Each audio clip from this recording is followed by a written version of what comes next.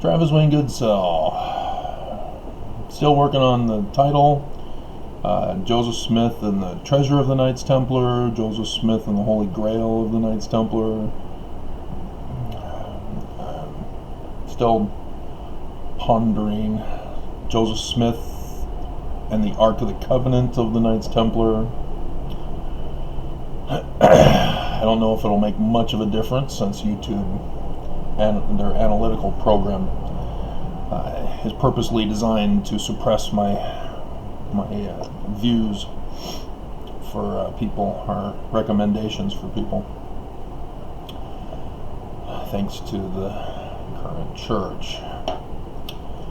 So, let's get started with the Knights Templar. I'm taking this from Wikipedia. The information seems good enough to trust, unlike that for the church. So we'll read from Rise. After the Franks in the First Crusade captured Jerusalem from Muslim conquerors in 1099, many Christians made pilgrimages to various sacred sites in the Holy Land. Although the city of Jerusalem was relatively secure under Christians' control, the rest of the Outremer was not. Bandits and marauding highwaymen, the dread highwaymen Roberts, preyed upon these Christian pilgrims, who were routinely slaughtered, sometimes by the hundreds, as they attempted to make their journey from the coastline of Jaffa through to the interior of the Holy Land. So the reason why these are sacred sites is because Constantine designated them as such. So you need to have that background, because as I've been going over, there was no Christ during the Roman period. In 1119, the French king Hugh de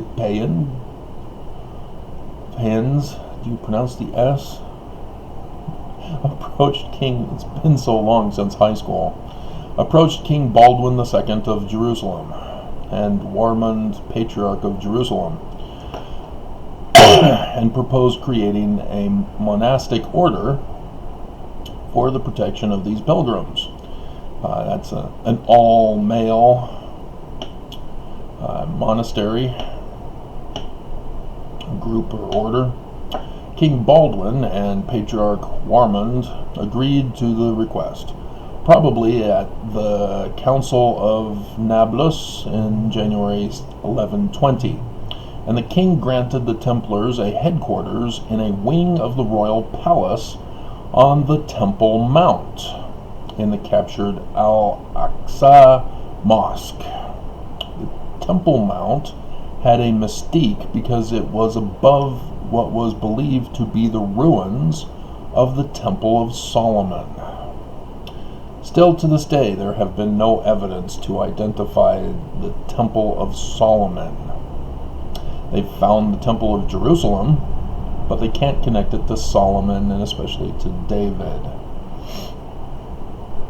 The Crusaders therefore referred to the Al-Aqsa Mosque as Solomon's Temple. And from this location, the new order took the name of Poor Knights of Christ and the Temple of Solomon, or Templar Knights. So there's the beginnings. The order, with about 9 knights, brave Sir Robin ran away, including Godfrey de Saint Omer and Andre de Montbard. That's not Sir Gawain. Had few financial resources and relied on donations to survive. Their emblem was the 2 knights riding on a single horse, emphasizing the order's poverty. Well, if they were able to afford a horse, The impoverished status of the Templars did not last long. They had a powerful advocate in Saint Bernard of Clairvaux, a leading church figure.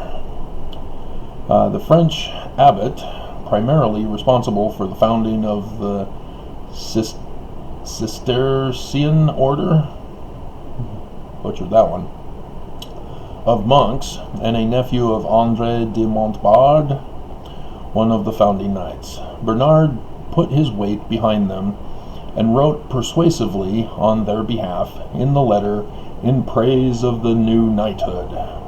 And in 1129, at the Council of Troyes, he led a group of leading churchmen to officially approve and endorse the order on behalf of the church. With this formal blessing, the Templars became a favored charity throughout Christendom, receiving money, land, businesses, and noble-born sons and families who were eager to help with the fight in the Holy Land.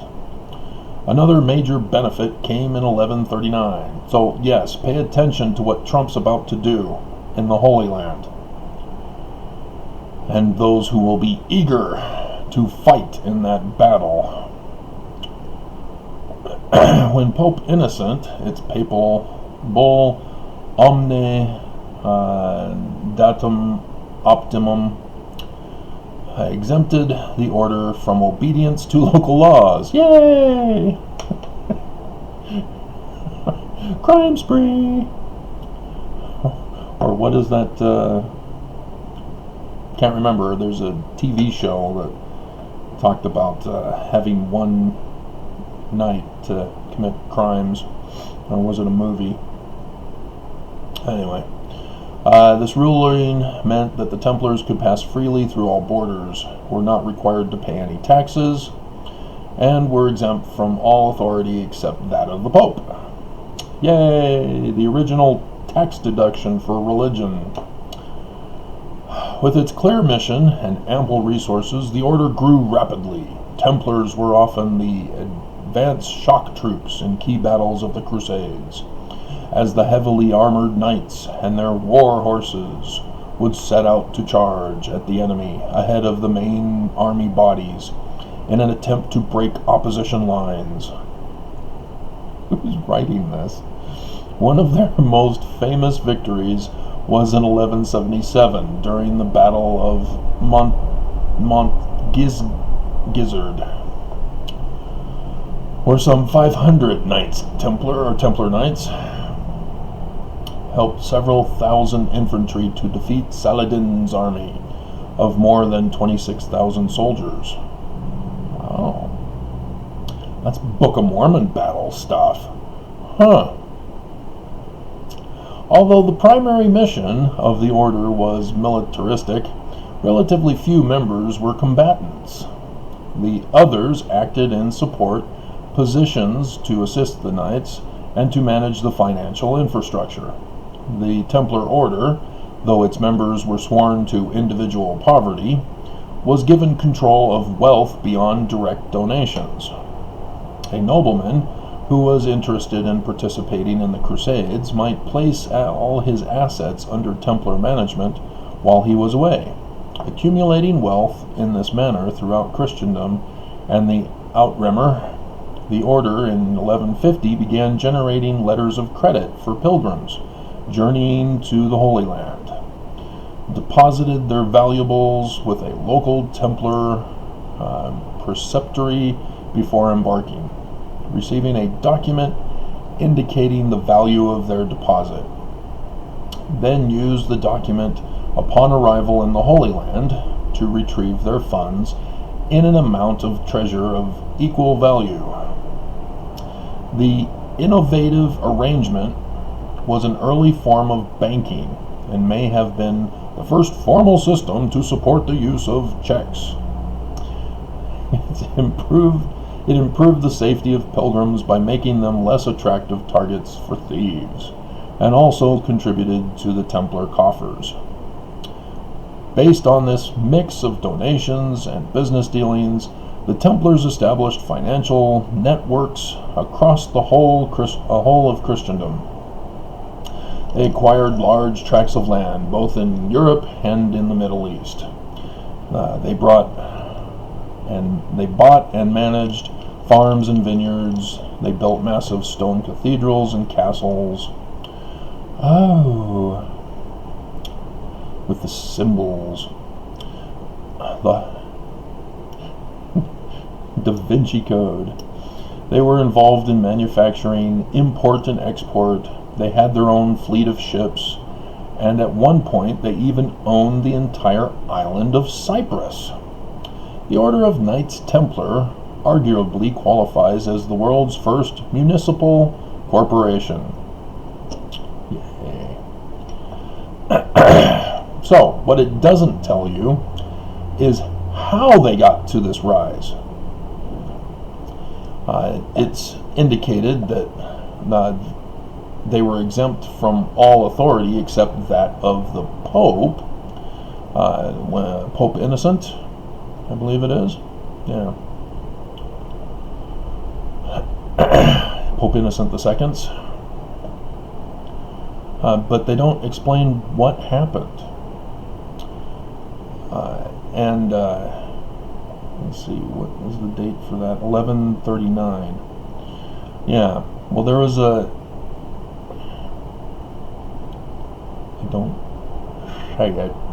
okay, so they're purposely leaving out information, which is crucial to the story.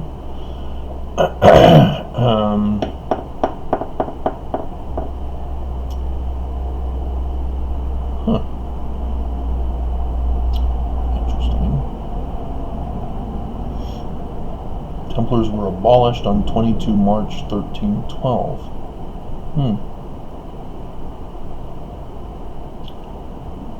Sorry, there's never mind. It's either in the YouTube video. I'm wanting to say 1362 Enigma documentary of the Vikings' arrival in Kensington, Minnesota. I think that's the one, but it's over an hour. And so I couldn't review it. I tried skimming through to see if things were familiar, but the one from the History Channel, America Unearthed, Knights Templar Relics Uncovered, Season 1, Episode 11, full episode history. It's from the History Channel, their history channel page. That they have on there. One of those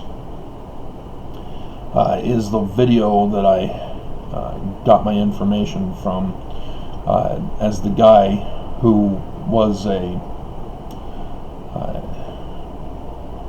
expert in Knights Templar was able to decipher the Kensington stone as being Knights Templar, not just regular rune stones. And but we'll get to that in a moment.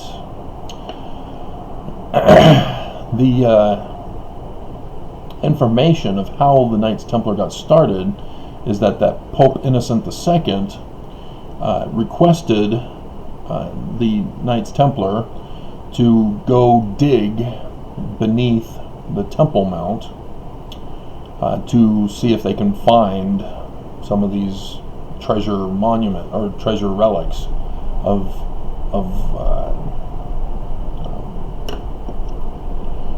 lore, folklore, the Holy Grail and the Ark of the Covenant and such, and they went as ordered, began digging, and they found something, because they just stopped and immediately ran straight back to Pope Innocent II in a closed, sealed door meeting, and thus the authority to commit any crime they want. The papal bull that was granted to them. And similar to Department of Justice saying that there will be no investigations of candidates for president during an election year. Yay! Let's give license to the candidates to commit crimes. But the Knights Templar, having an order and a more justice-minded mindset, I'm just using that as jokes for the current atrocities that we're now experiencing in our daily life. So yeah, I think it's 1362 Enigma documentary of the Vikings' arrival in Kensington, Minnesota. So that is the real rise. So now let's go to the decline. In the mid-12th century, the tide began to turn in the Crusades. Who's writing this? This is supposed to be a fact thing. It's not somebody's publication or fiction story. The Islamic world had become more united under effective leaders such as Saladin.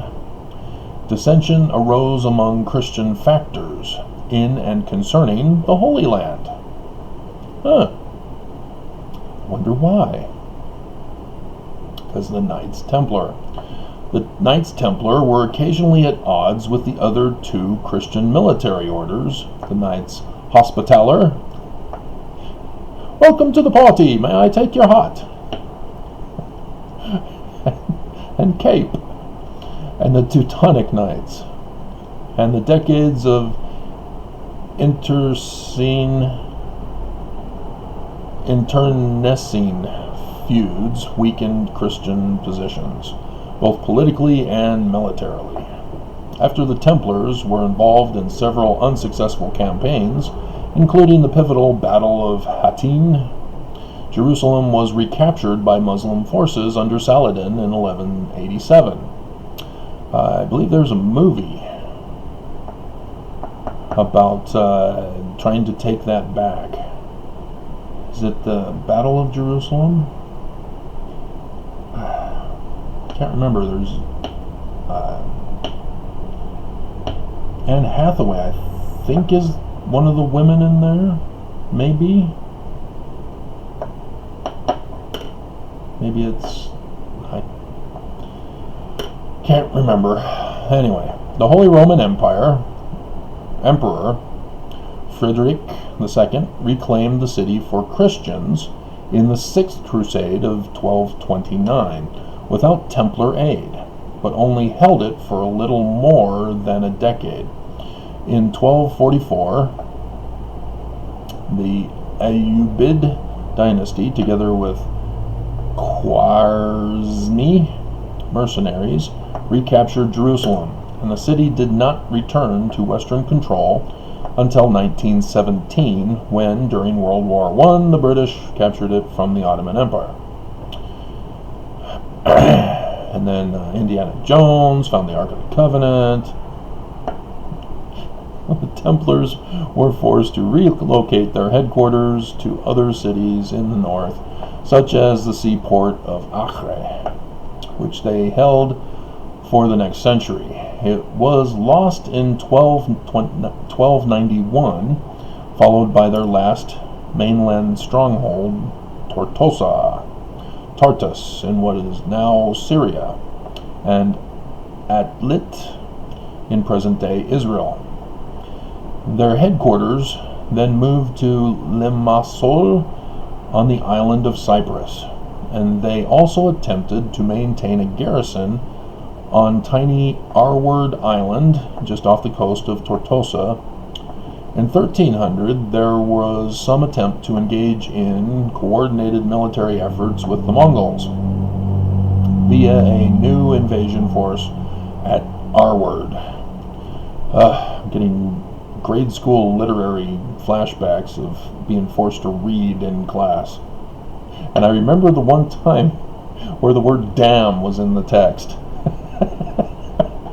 And I remember hesitating on that word and then skipping it and moving on. The joys of being a Mormon boy.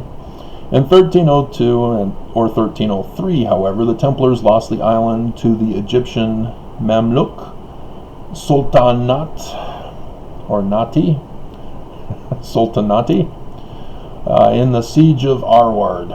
With the island gone, the Crusaders lost their last foothold in the Holy Land. With the Order's military mission now less important, support for the organization began to dwindle. The situation was complex, however, since during the 200 years of their existence, the Templars had become part of daily life throughout Christendom. Now a new normal was taking over. Organization's Templar houses, hundreds of which were dotted throughout Europe and the Near East, gave them widespread presence at the local level.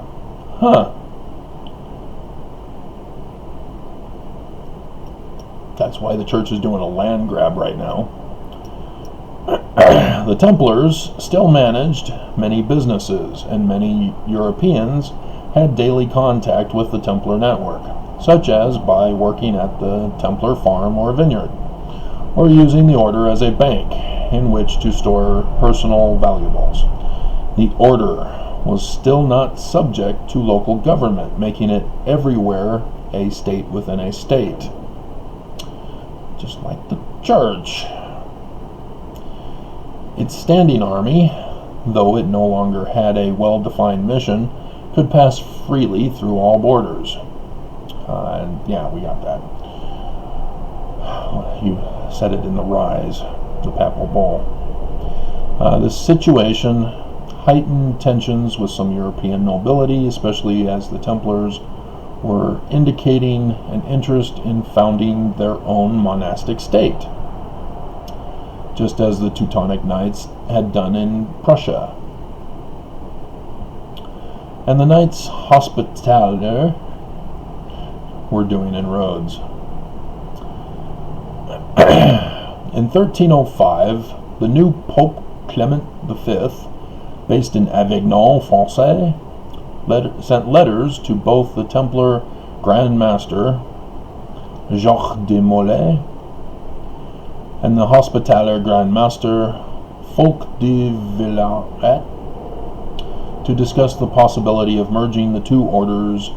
Neither were amenable to the idea, but Pope Clement persisted, and in 1306 he invited both Grand Masters to France to discuss the matter. Love her as I love her, and there will be joy.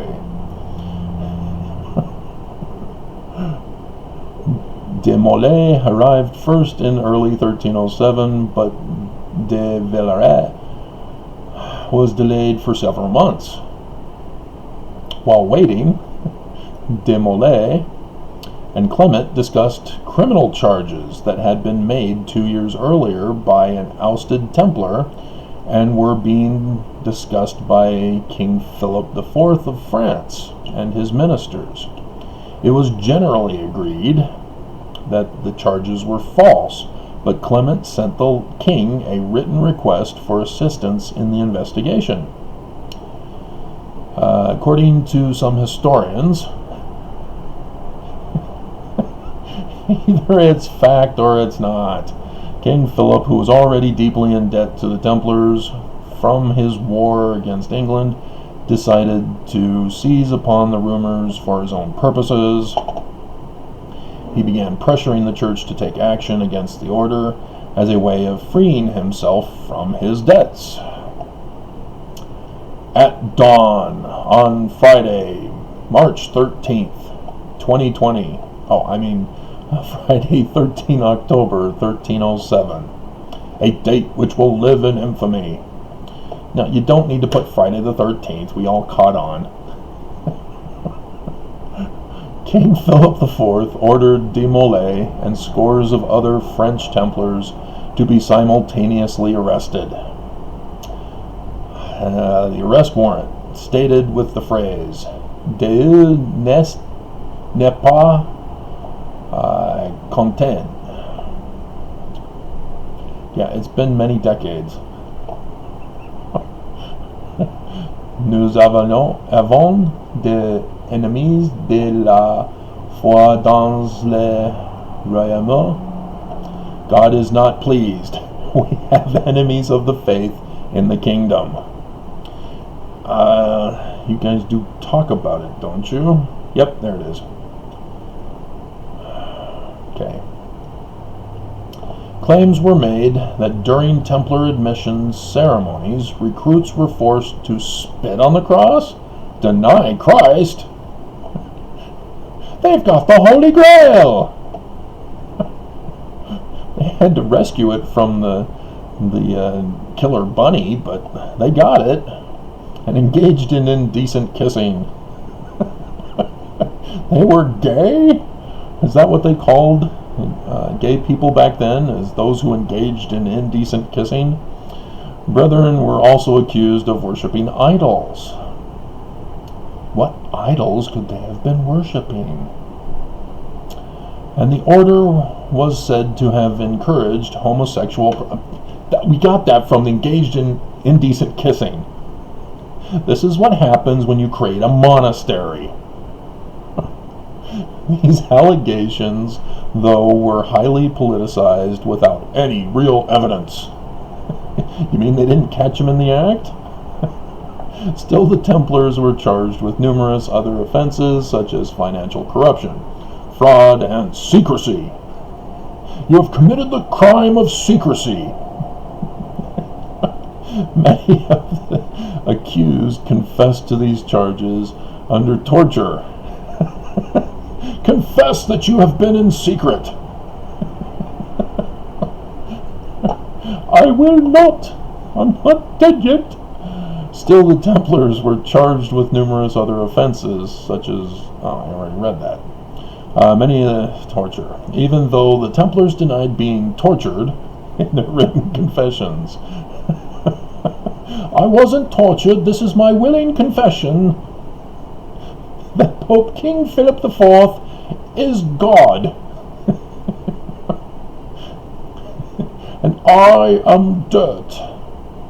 And their confessions, even though obtained under duress, caused a Raymond de la Fère, 21 years old, admit that I have spat 3 times on the cross.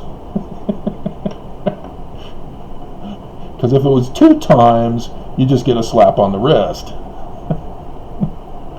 But only from my mouth, and not from my heart. Oh, how evil these Pope people are. So yes, this is what gave rise to the Spanish Inquisition and accusing women of witchcraft, witch's hammer. Templars were accused of idolatry and were suspected of worshipping either figure known as Baphomet, the Lucifer inverted pentagram, or mummified severed head they recovered. Amongst other artifacts, I'm still experiencing some post-traumatic stress syndrome from that Magna earthquake he had earlier this year, as the big trucks that drive by shake the whole building. At their original headquarters on Temple... They're not talking about it. Where are...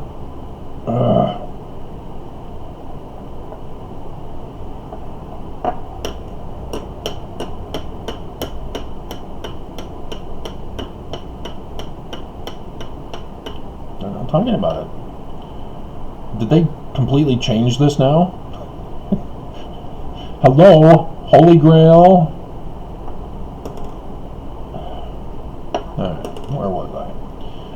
Idolatry and worshiping of Baphomet or mummified severed heads, among other artifacts at their original headquarters on the Temple Mount that many scholars theorize might have been that of John the Baptist, among other things. Relenting to Philip's demands, Pope Clement then issued the papal bull Pastoralis Preeminentiae on 22. So yes, it's been decades since my Latin education as well. On 22nd November 1307, which instructed all Christian monarchs in Europe to arrest all Templars and seize their assets. Pope Clement called the papal hearings to determine the Templars' guilt or innocence, and once freed of the inquisitors' torture, many Templars recanted their confessions.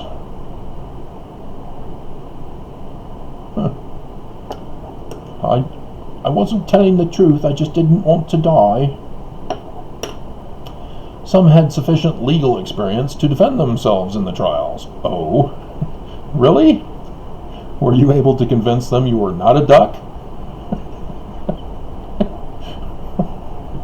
But in 1310, having appointed the Archbishop of Sens, Philip de Marigny, to lead the investigation, Philip blocked this attempt, using the previous forced confessions to have dozens of Templars burned at the stake. Paris is burning.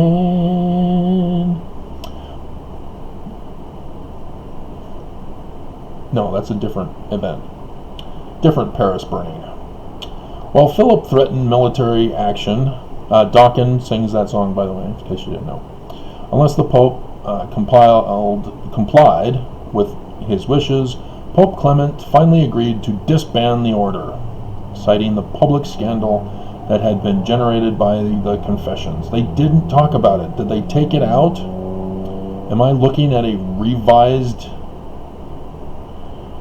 Knights Templar?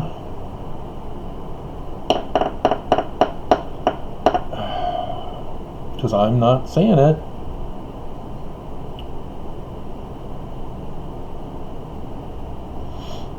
Because I'm seeing more chasing away and blah blah blah. Okay, so yeah, they don't talk about it here. Wikipedia sucks. Part of the accusations was that they were worshiping Egyptian deities, not Baphomet,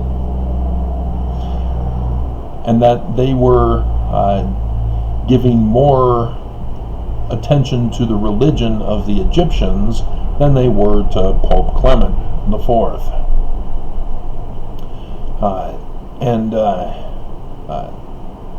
And that leads us to wondering again about the Holy Grail and the Ark of the Covenant and the Treasure of Solomon, King Solomon's Treasure, if you remember that old black and white movie. And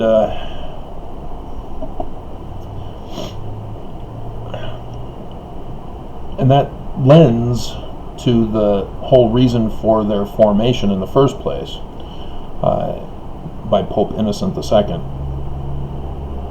is that they had found either documents or treasures with records, treasure plates, who knows, but the fact that they had possession of Egyptian documents and treasure plates and statues and all that stuff lends credibility to that event. And so if you don't know the Holy Grail, if you didn't watch Da Vinci Code, it's the bloodline of Christ.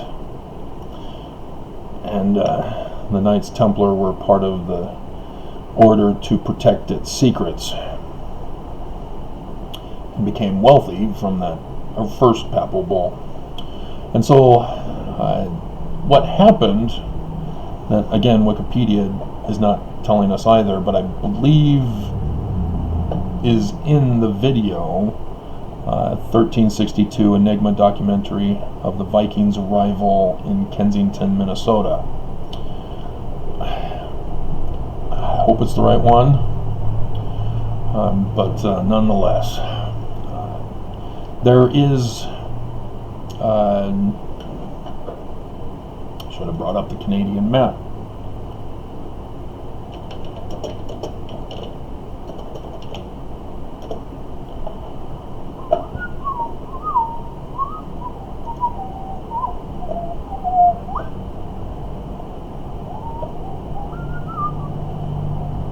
Brunswick or Newfoundland?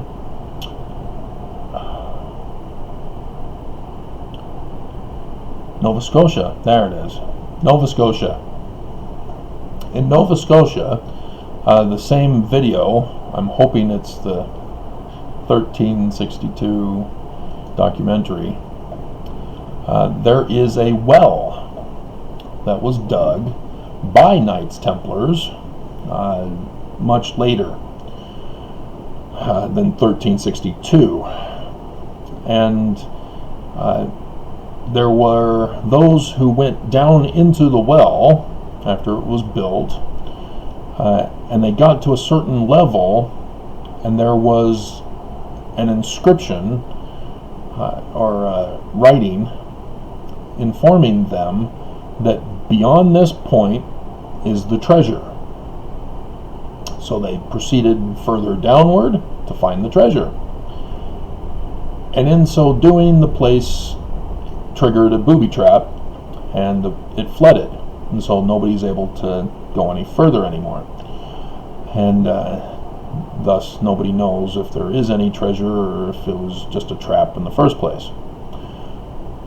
And then, as you'll see on YouTube, if you type in Knights Templar Kensington Stone, you'll see several that involve Rhode Island. There's a Rhode Island stone and other symbols by the Knights Templar, and they're wondering if they're clues to the Holy Grail. No, Kensington Stone. That's where we need to go. In 1362, and we know this because the Kensington Stone has been identified as Knights Templar, and Knights Templar dating is unique from rune stones, rune writing, and that's how they were able to identify it as a Knights Templar stone rather than just a rune stone.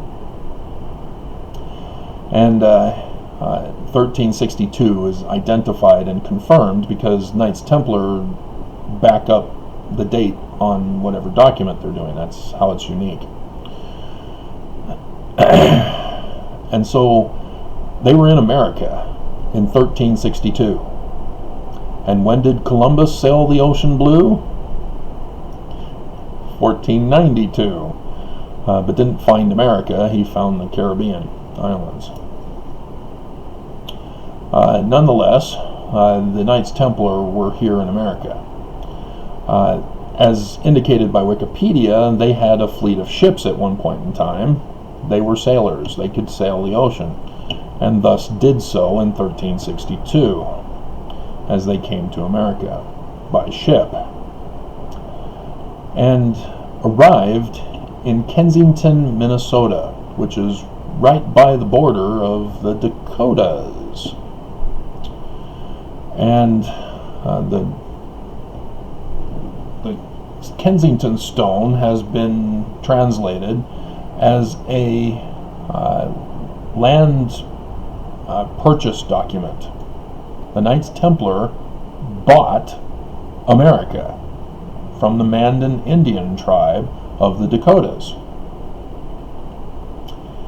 And what's interesting is that they didn't settle in Kensington.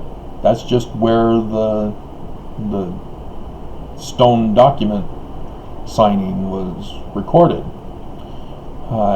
Their actual ownership is the eastern half of the United States, and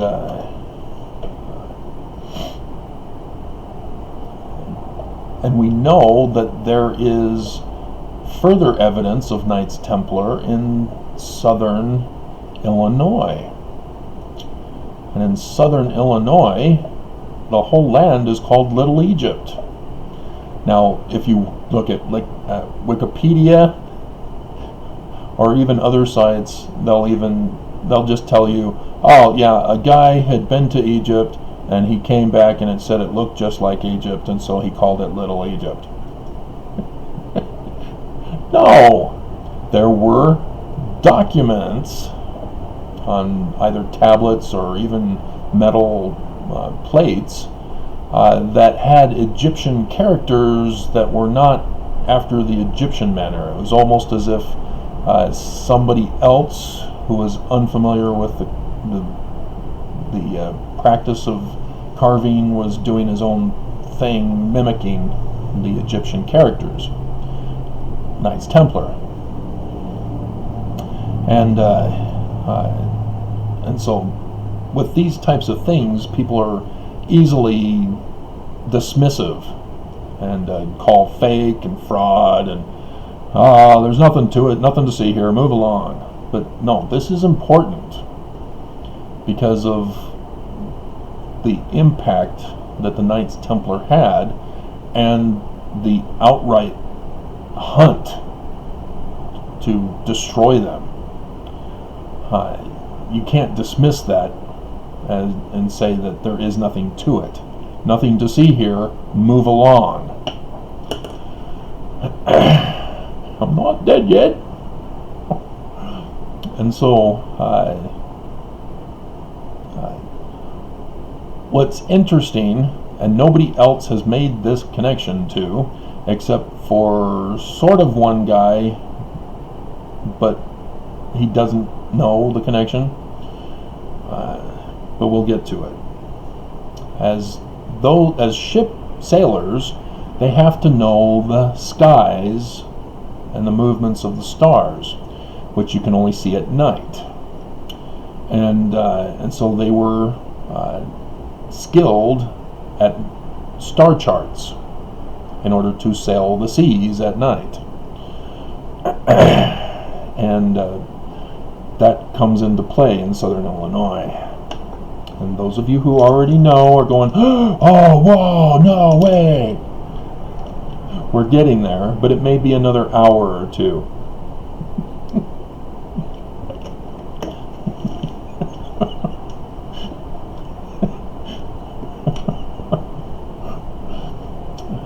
So along comes this man named Joseph Smith Sr. And he just got married. He's living in Vermont with his new wife. They have Alvin.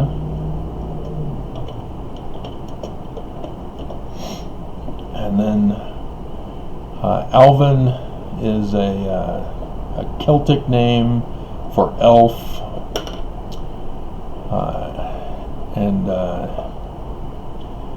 Then he has Hiram in 1800. Hiram is spelled Hiram. The reason why I know this is because court documents have his name spelled Hiram. Why would he have court documents? Remember, as a Mormon, leaders were often arrested. So yes, the court documents, when he got arrested too, not just Joseph Smith, showed his birth name. And so the current name is a distraction. We're coming to it. And so it's clear Joseph Sr. was involved or began attending or became a member of the York Rites Freemasons. The highest rank in the York Rites is the Knights Templar. Now Wikipedia, throws it out there, but they can't confirm a connection. We can. Mormons can.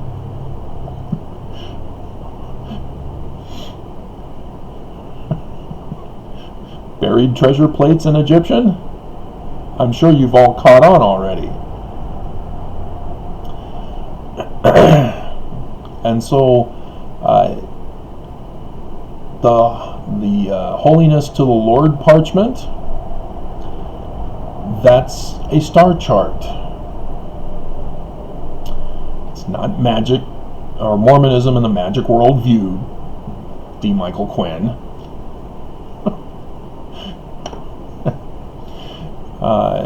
Neither is rocks in a hat. I've done the thumbnail picture for one of my videos and then put it in the description. We're going to put it here in the video, in this video. Joseph Smith, as we all know now, because the church kept it a secret, is that Joseph Smith tricked Martin Harris into believing that Joseph Smith was translating the plates by putting rocks over the top of them in a top hat, and that he was able to stick his head in the hat and interpret, or translate, the plates in Egyptian.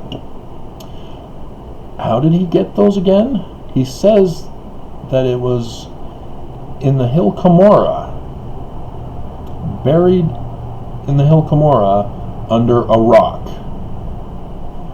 So the plates buried in the earth with a stone rock covering it. And Joseph Smith removed the rock and was able to obtain the Egyptian treasure plates. Anybody see the pattern? Knights Templar. Those caves in southern Illinois. And Joseph Smith also, Jr., also talked about how he sees in vision a cave room full of these treasure plates in Egyptian. Southern Illinois. He knew all about it because his daddy was a part of the York Rites Masonry, as was Hiram Smith.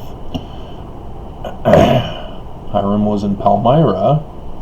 Joseph Sr. in 1818 became a Master Mason. So 18 years later of being associated with the Freemasons, he was finally allowed to become a Master Mason.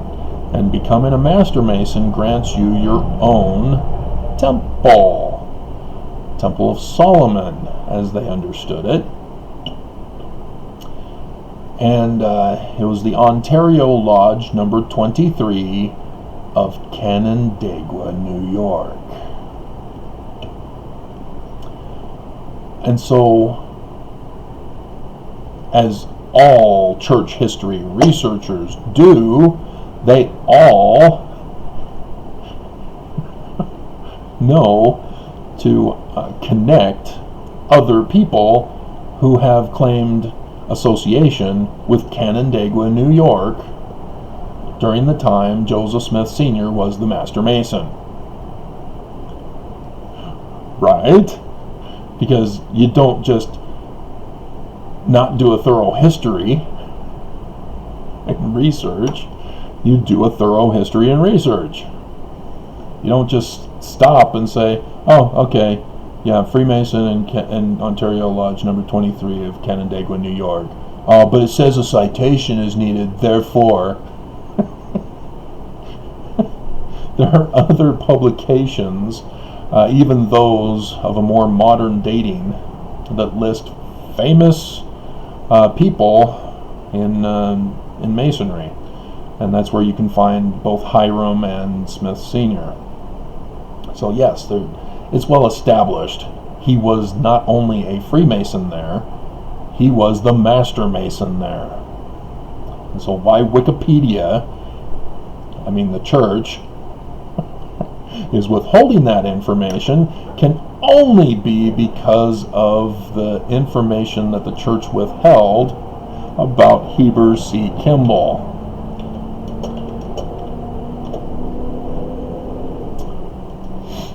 Under Masonry, 1.2. In 1823, so this is 5 years later, Joseph Sr. is still Master Mason of Canandaigua, Ontario Lodge number 23.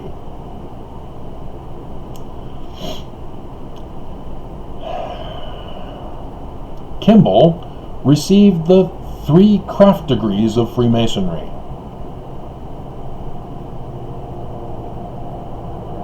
You mean he became a Master Mason?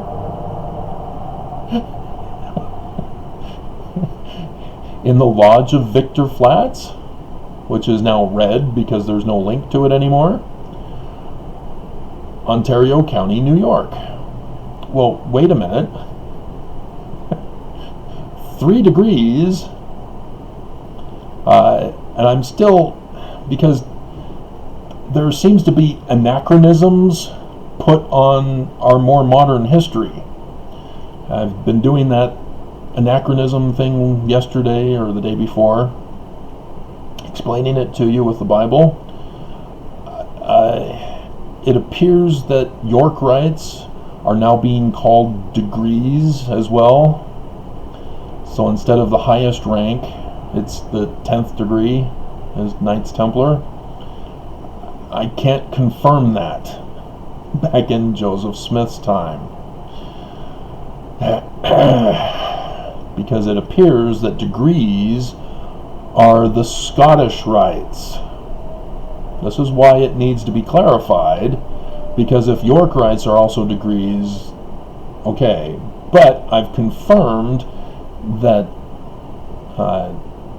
this is, Victor Flats is in Scottish rights territory, because I found that they did it in strips in western New York.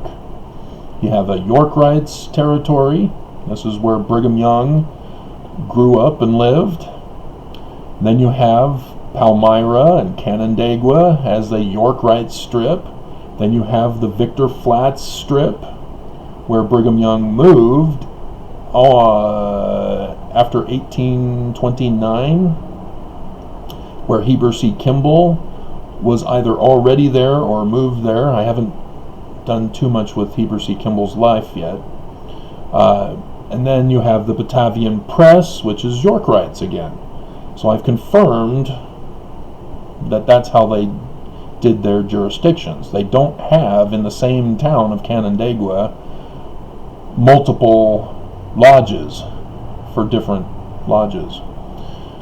You can't have that. They separate them. And you can't belong to a Scottish rights if you're a York rights member. You can't mix. And you can't have family. No nepotism in the lodge membership. That's why Hiram was in Palmyra and Smith Sr. was the Master Mason of Canandaigua. And that's why Joseph Smith was not in an official lodge, is because there were no others available for him to go to. And he would have to travel, and they didn't have an extra horse. They were poor, just like the Knights Templar were in the beginning. But if he's a Master Mason, he's supposed to have his own temple. So, and he received them all in 1 year. It took 18 years for Senior to become a Master Mason. Now, yes, you're all saying, well, Joseph Smith did it in 1842. Yes, and the Warsaw Lodge members were pissed because they'd been members for so many years. And now this Joseph guy gets special privileges? Yeah, well, it's because they had a large number of Scottish rights who had infiltrated the York rights of the Smith organization. getting there.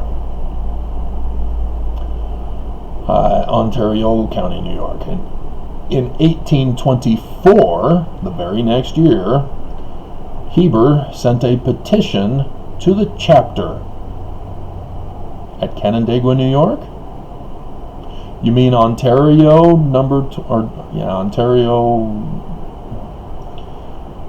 I'm not on Smith anymore. The Ontario number 23. That chapter, where Joseph Smith Sr. is a master mason.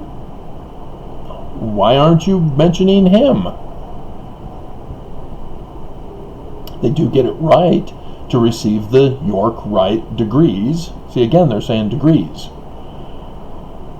of Royal Ark Masonry.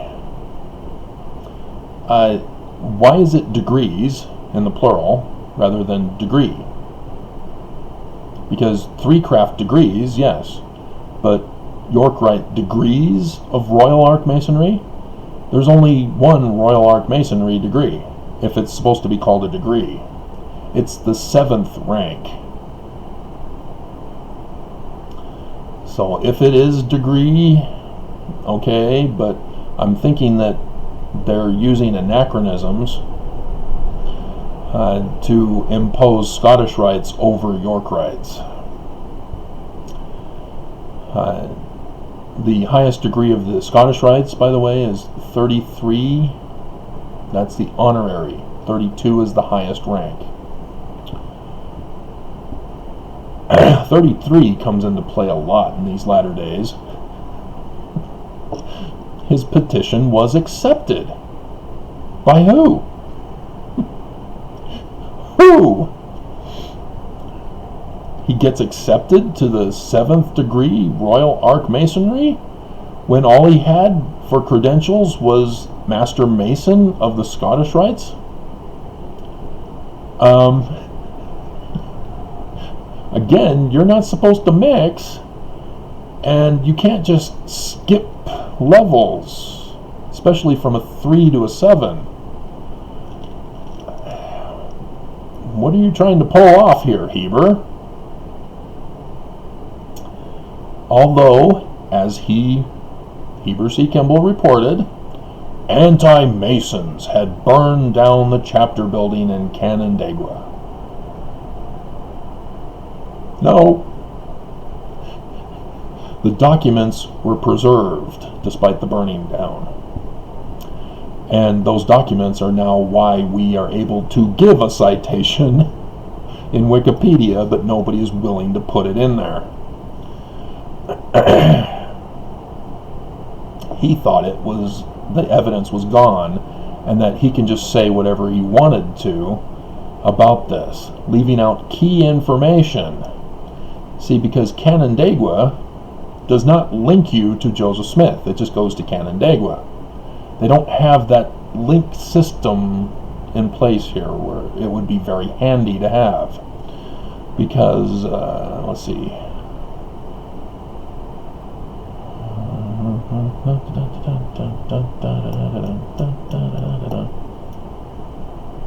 Yeah. Here's where we skip ahead in time to 1842, which was actually 1841, when the Church of Jesus Christ of Latter-day Saints, and it's in red now. Why is it in red? What did Nelson do?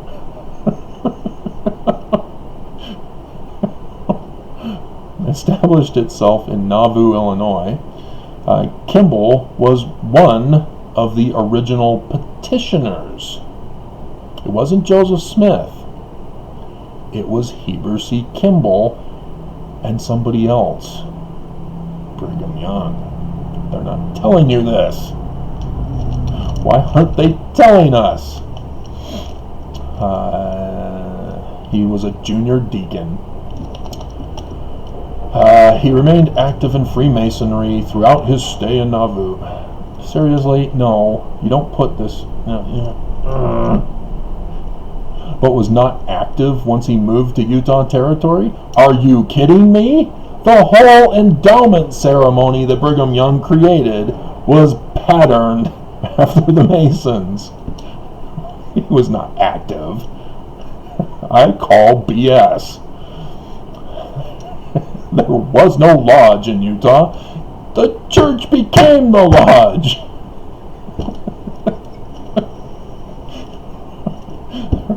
Oh, dear God.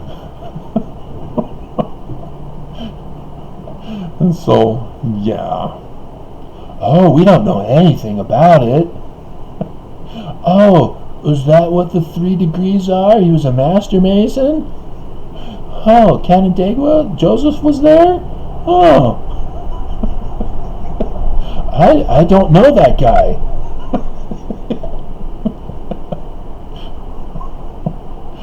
Oh, dear God. So, yes. Then we have Joseph Smith Jr., who has written about his church history in 1838 of a man, an angel, different from messenger, who comes down through the ceiling and into the bedroom where he shared with his siblings, but yet somehow only he sees him and hears him, and his siblings do not wake up. It was a dream, but nobody wants to tell us this, especially Joseph. Oh, we've surpassed 1 hour already. Isn't that interesting? And Nephi tells him, no, Travis, it's Moroni. No, Joseph always put Nephi. It was Willard Richards who changed it to Moroni, and now the church is claiming, oh, to correct the information based on what we now know. No, it was Nephi. It was not Moroni. The statue of Moroni is a fraud. It's supposed to be the statue of Nephi.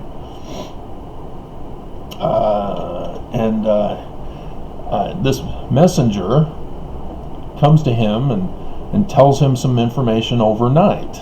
Stays overnight. And then has his thing with his dad in the morning.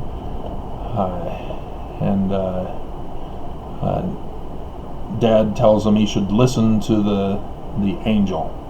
So notice, Dad's involved with this messenger, and Dad gives instructions to Junior.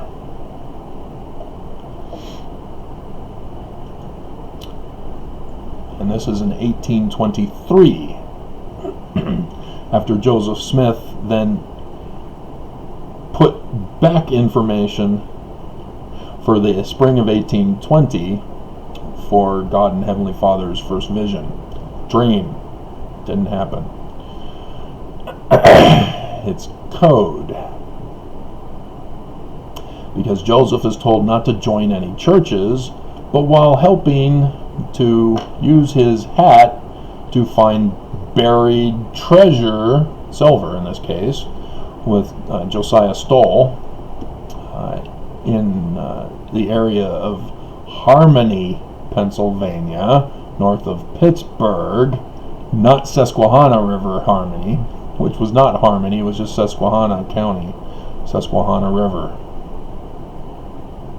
That's where they had to move after he joined the Methodists. The Methodists were the religion of the Hale family. Hale? Emma Hale? Or is it Emma Hales? Hales, I think. Emma Hales and her parents. And so little Emma elopes with Joseph because Daddy is not happy with this man who's been arrested in 1826 for being a glass looker, and so they go and elope at that same courthouse where Joseph was given a misdemeanor charge and fine of $1 and something cents. And I didn't mention the New Israelites. and I'll have to tie it back in.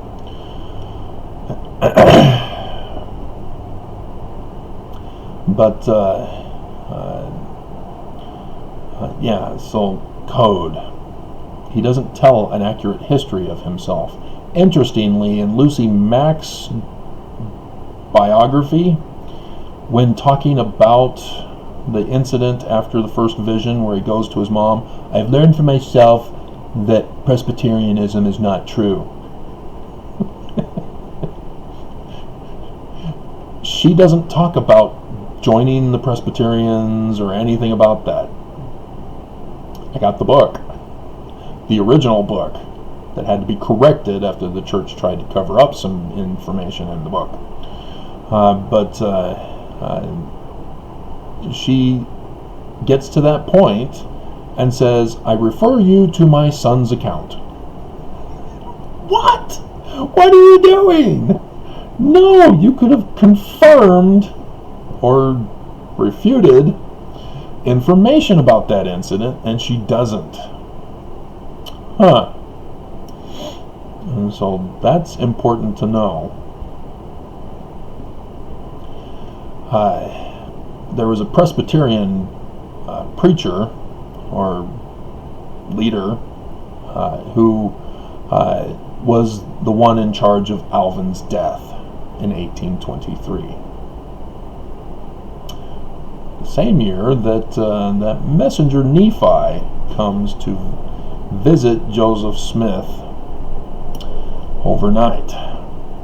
And of course, as Joseph Smith tells it, he was wearing a sheer robe. Neiman Marcus,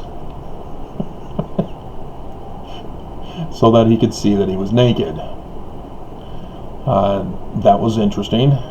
Not sure why he's telling this. Maybe to give the angel mystique for it. But interestingly, in corresponding historical timeline, there's a man by the name of William Morgan. And William Morgan was a captain in the War of 1812 under General Andrew Jackson. And in this War of 1812, this was caused by Nathaniel Rothschild,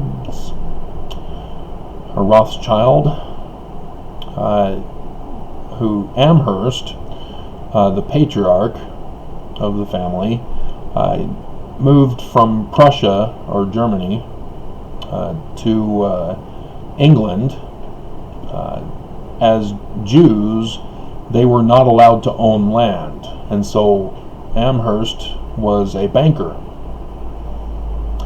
Their original Jewish name was not Rothschild, and I had learned what his real name was way back when, before I did my research on church history. But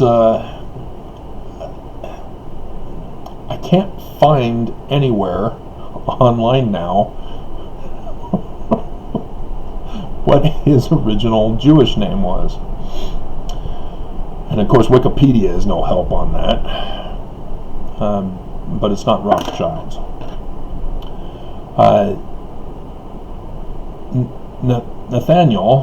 Nathan was recruited by Illuminati master who formed his own organization called the Illuminati on the 1st of May 1776. Recruited Nathaniel through the Scottish Rites Lodge there in England. And what William Morgan had learned is that this war in 1812, which history tells us was about Congress refusing to continue the central bank, which Nathaniel Rothschild was in charge of. And thus he financed the war for Britain against America, as well as against Napoleon at that same year. another Paris is burning incident involving the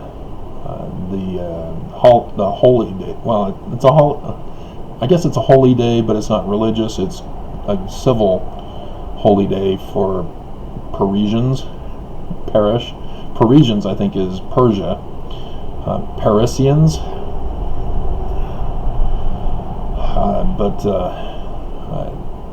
Yeah, I can't remember. We just had it.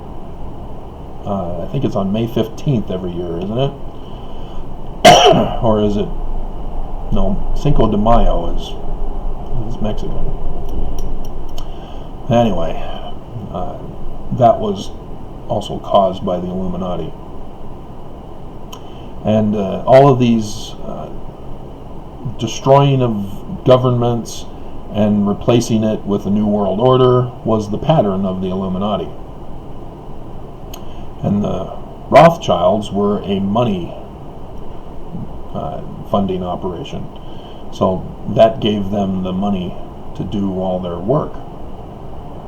And so when Congress here in America and the original colonies said, we're going to try our own system of banking here in America, not happy, and thus declared war.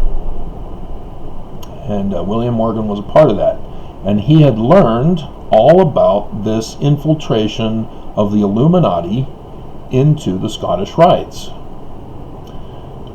And their plot was to get people in the Scottish Rites order to get into positions of government locally first, and then rise up to state and then federal, and thus take over the government, destroy America, and start all over with a new world order.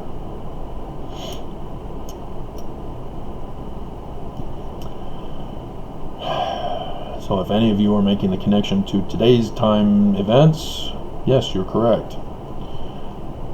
But we don't want to spoil the movie, do we? So William Morgan is in possession of this information. He had obtained it. And who does he tell? He goes to the York Rites. Comes to Canandaigua, New York. And while there, he had already become a 7th rank Royal Arch Mason. Remember Heber? And is talking to the Master Mason in Canandaigua, New York. Yes, Joseph Smith Sr.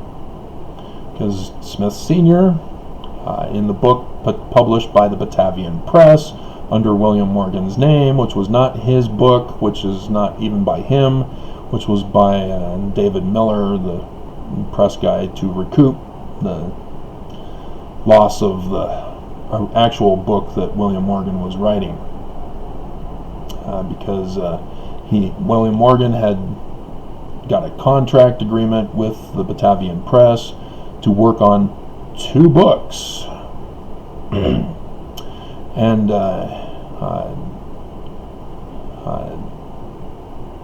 was there in Canandaigua doing the writing. And so was in discussion with Smith Sr. So yes, the whole, oh, Dad, I saw an angel, and he told me things about buried treasure plates in the earth, and about the destruction of America, warning us. And see what the Book of Mormon is? I do. And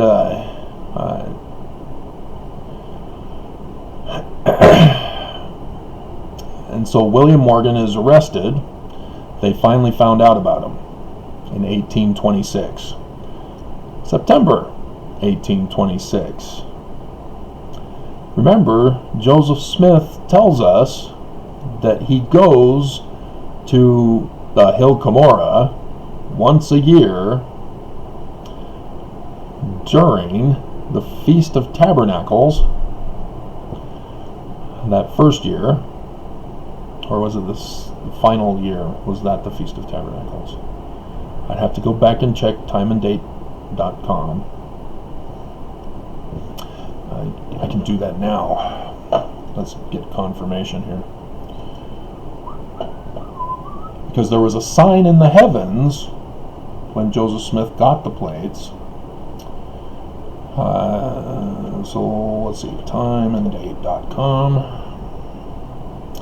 and change the full year to 1823. Okay. And then Major Jewish. And Sukkot. I'm not seeing Tabernacle, so let's do more Jewish. Okay, yeah. First day of Sukkot, last day of Sukkot. There we go. Tabernacles. So September 20th was the first day of Sukkot, Tabernacles, in 1823. So we'll go to 1824. And the first day of Sukkot is October 7th. Rosh Hashanah is September 23rd. The new year, civil new year. 1825. September 13th is Rosh Hashanah. Yom Kippur is on September 22nd. September 27th is the first day of Sukkot. And then 1826. Nothing in September. Sukkot is on October 16th. Okay.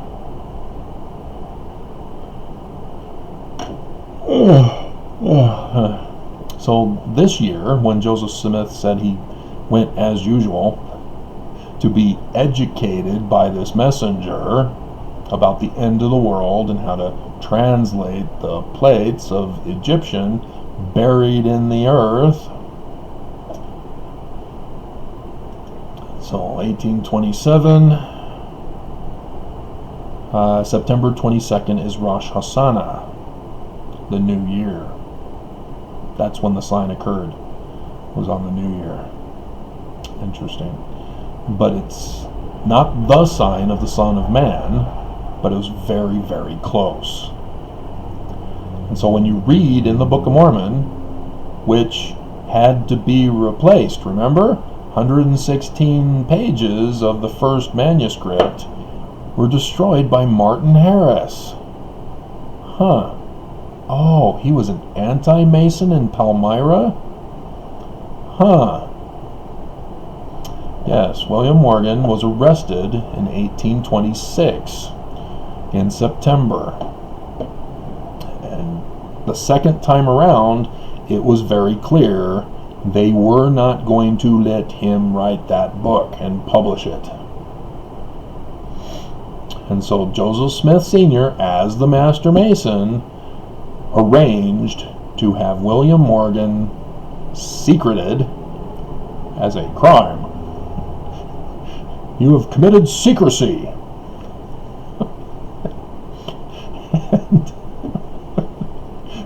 and saved his life, got him out of the country. But we don't know exactly what happened, because a Thomas Monroe was found in the lake or the river there by Niagara that was dressed in William Morgan's clothes. But they were about to and say, okay, well, he's dead. Move on. Nothing to see here.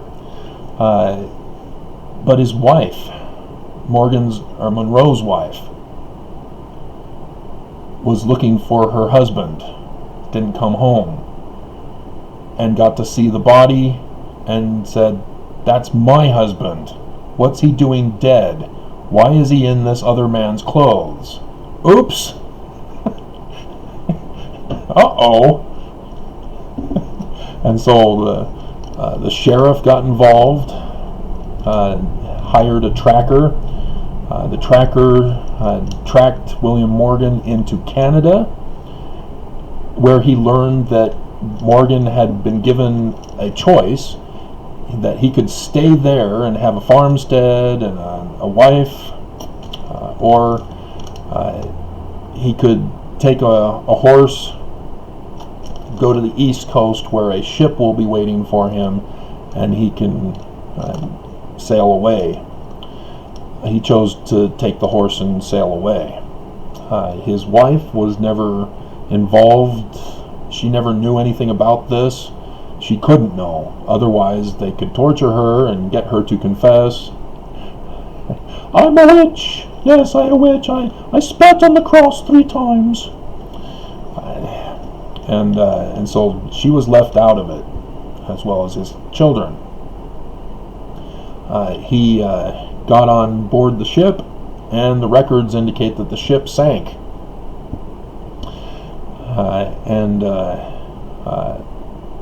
I found online, way back when, a person claiming to be a descendant of William Morgan.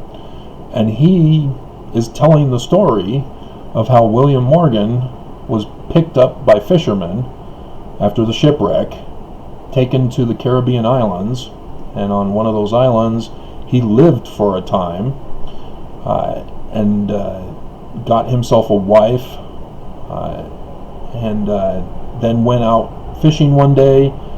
His fishing boat capsized and sank. He was then rescued by another fishing boat, and he took his wife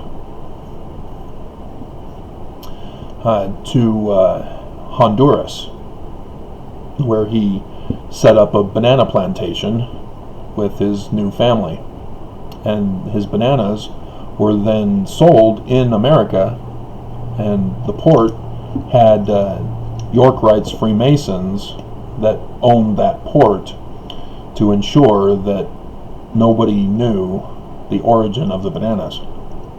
This is not a banana, if you remember that picture that I've been using not too long ago. And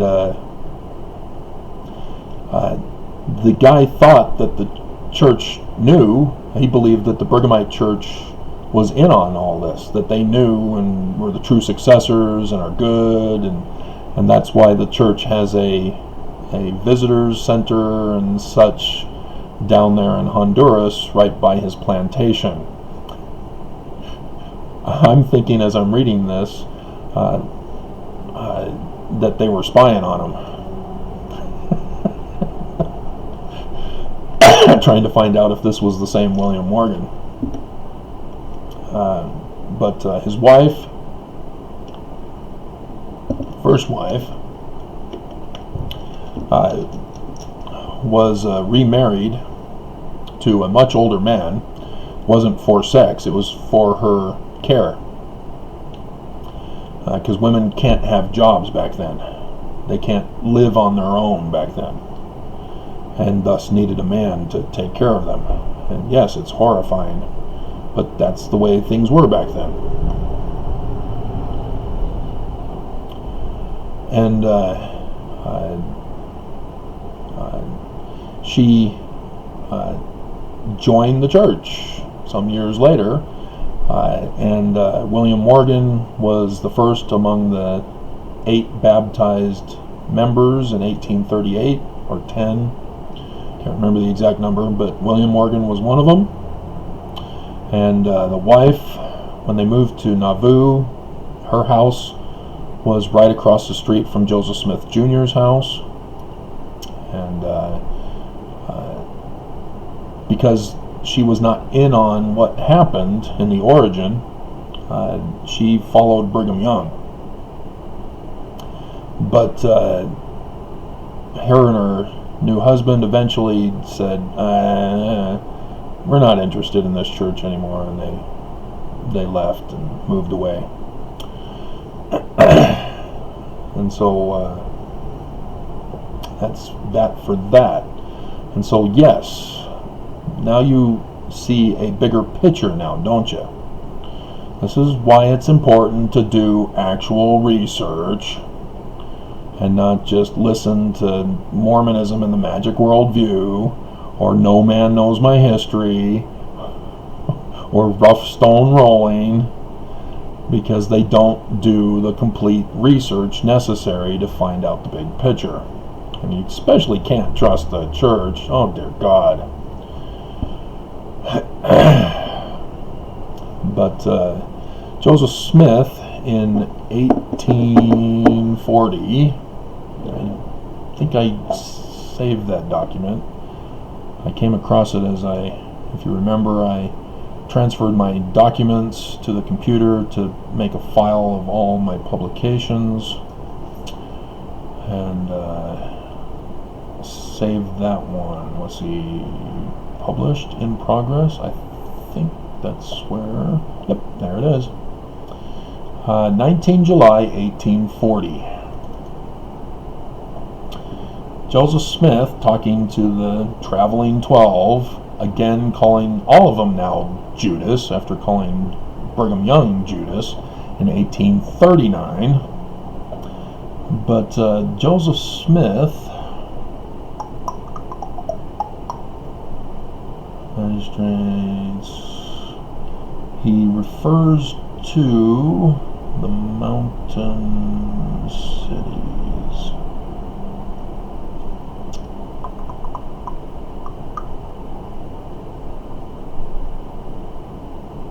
Okay, here we go. Let's see. Wisdom God that we should enter into a compact, a city as possible for Zion and Jerusalem.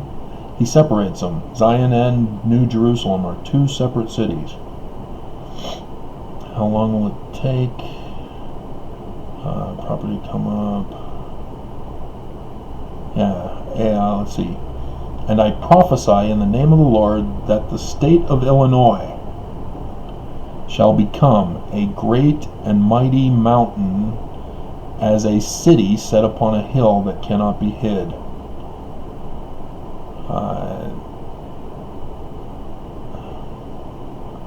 Said mountain cities. I think it's before this.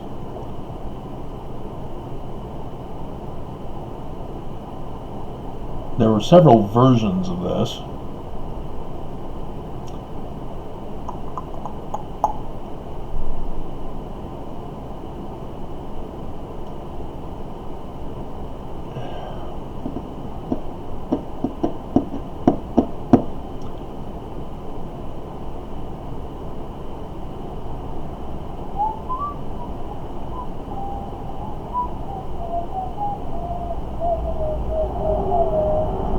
Temple as ever Solomon did.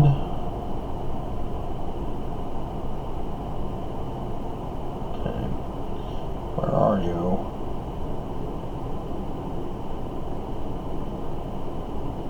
See, the version I saw, which was by the woman scribe, can't remember her name offhand,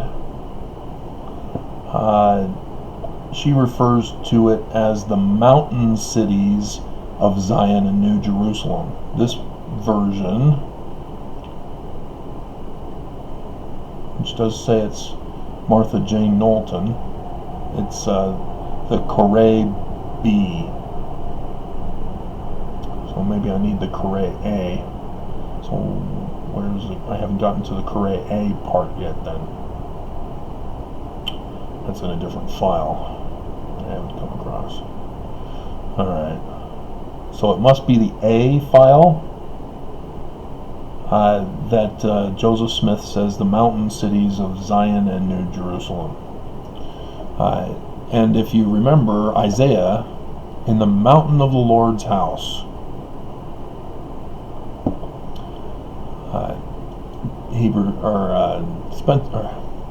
Gordon B. Hinckley claimed that it was Utah, top of the mountains.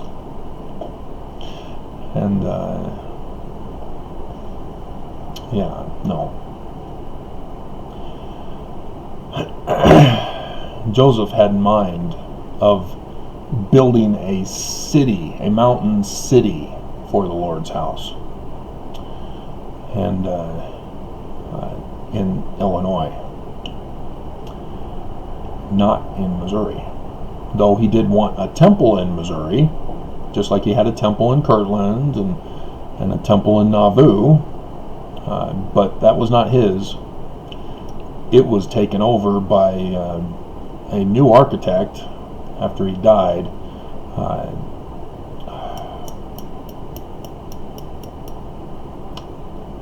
Name's escaping me. It's Brigham Young's son-in-law, or brother-in-law, sorry. His wife's brother. One of his wife's brothers. And that's why you have the inverted pentagram of the Illuminati on it. And it's positioned over the sunstone. That is symbol of Lucifer conquering the Messiah for the latter days. And you'll never guess when the temple was dedicated, because there were a number of Mormons who were not happy, one of which was Alpheus Cutler, who was a part of the 12 standing High Council, the administrative quorum of 12, who was not happy that it was not dedicated on the 6th of April, 1846. It had been built, it's ready to go, and Brigham Young says, nope, we're waiting for another date, the 1st of May, 1846. And so that pissed off a lot of Mormons. And so, yes, that's why we're all anticipating the dedication of the Salt Lake Temple on the 6th of April, 2024. Now, what's significant about that weekend? Well, that's General Conference. All things being normal, not a new normal. But wouldn't it be interesting if Nelson, if he's still alive, or Oakes, if he takes over, decide to move it up to the 1st of May? Wouldn't that be interesting? Can they do that? Let's check time and date again. Time and date.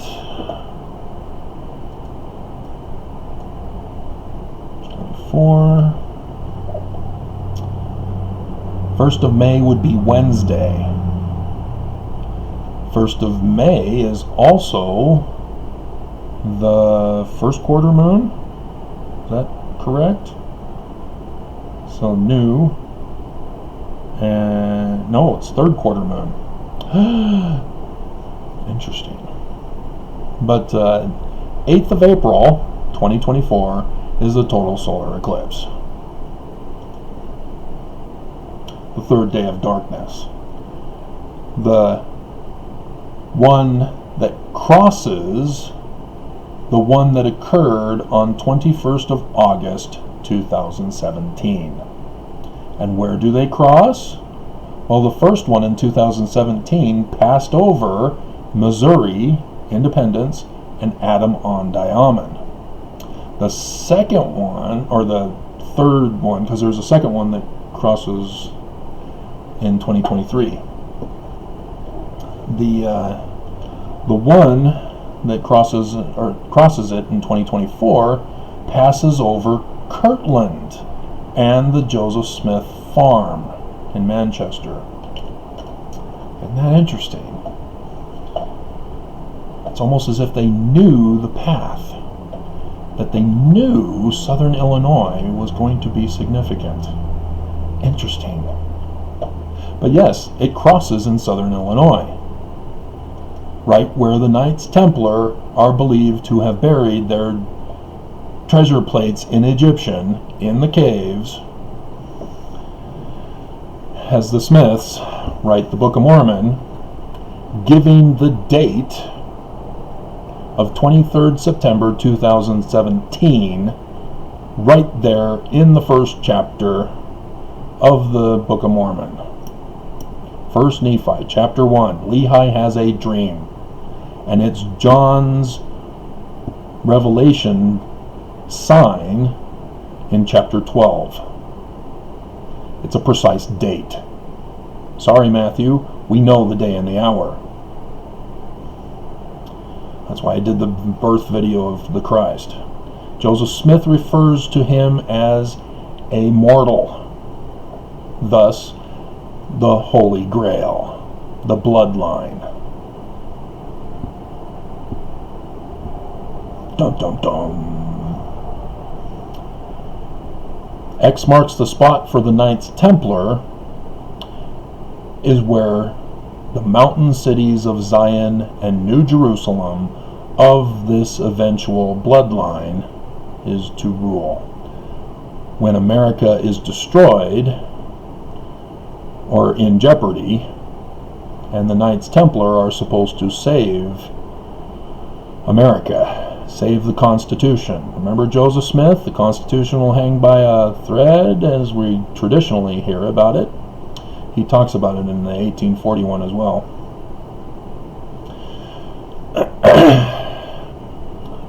It was his intention to have an organization that would save America in that future time, because they had stopped it in 1826.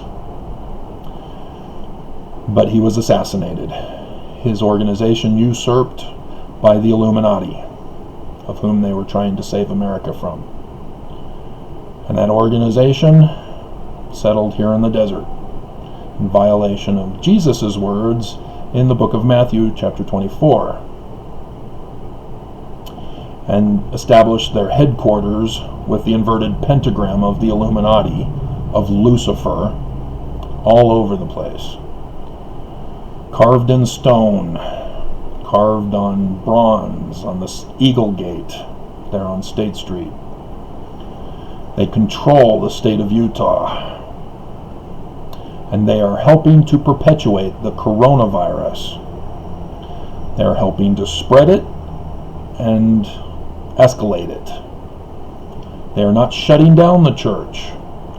Even when their own apostles come down with coronavirus, they still will not shut down the church. They will not give of their multi-trillions of dollars to give aid to the poor who lose their jobs, to the sick with coronavirus, or to keep people home as Moses did during the Passover.